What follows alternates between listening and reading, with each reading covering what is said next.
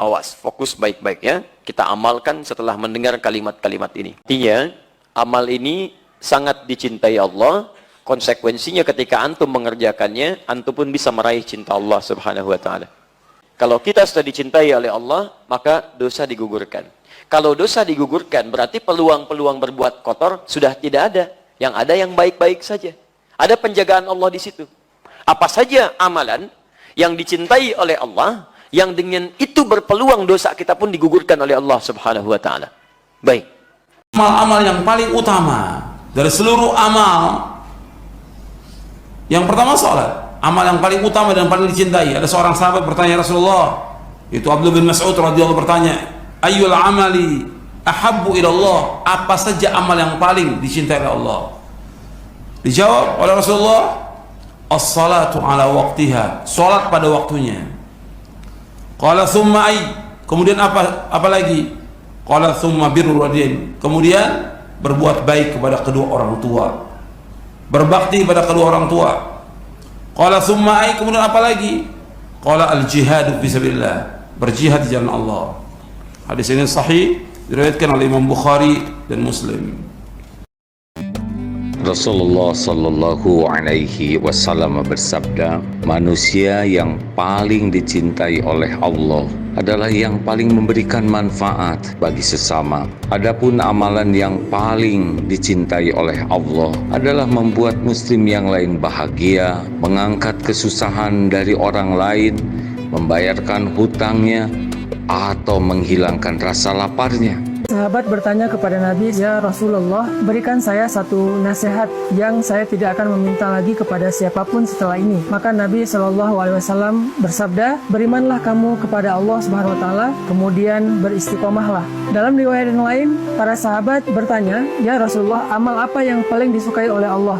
Nabi menjawab, amalan yang paling disukai Allah itu adalah yang paling konsisten walaupun sedikit. Yuk kita mulai belajar melakukan amalan yang paling Allah sukai, walaupun amalan kita kecil, sekedar berzikir di pagi hari atau setelah selesai sholat, termasuk bersedekah.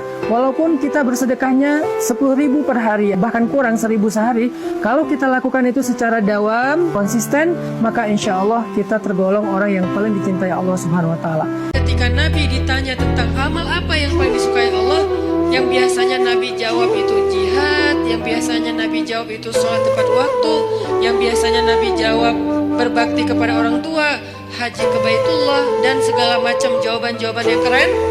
Ternyata kali ini Nabi menjawabnya, salah satu di antara amal yang juga disukai oleh Allah itu adalah membahagiakan hati orang lain.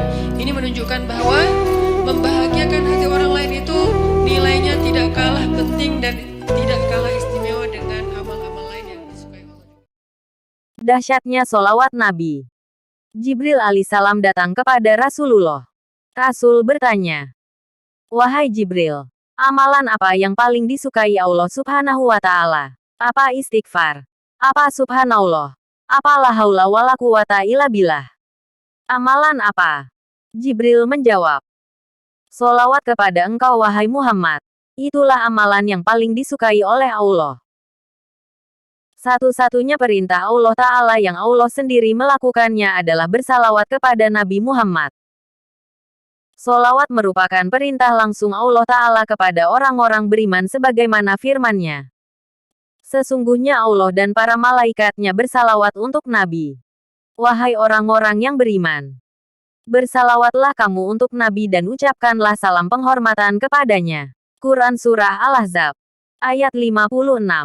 Malaikat Jibril berkata, wahai Rasulullah, barang siapa yang membaca sholawat kepadamu tiap-tiap hari sebanyak 10 kali maka akan aku bimbing tangannya dan akan aku bawa dia melintasi titian, siratal mustaqim, seperti kilat menyambar. Malaikat Mikail berkata, ya Rasulullah, mereka yang bersolawat kepadamu akan aku beri mereka itu minuman dari telagamu, telaga Kausar.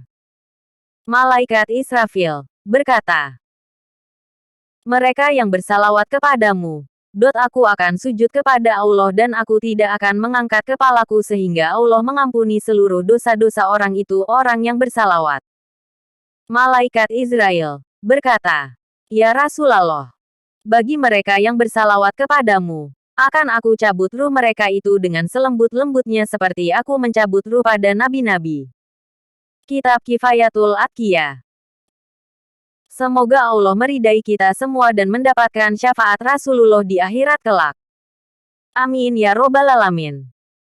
Awas, fokus baik-baik ya. Kita amalkan setelah mendengar kalimat-kalimat ini.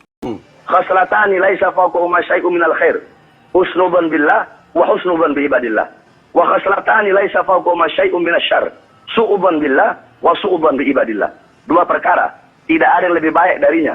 Berprasangka baik kepada Allah dan prasangka baik kepada hamba-hamba Allah. Dan dua perkara tidak ada yang lebih buruk darinya. Prasangka buruk kepada Allah dan prasangka buruk kepada hamba Allah.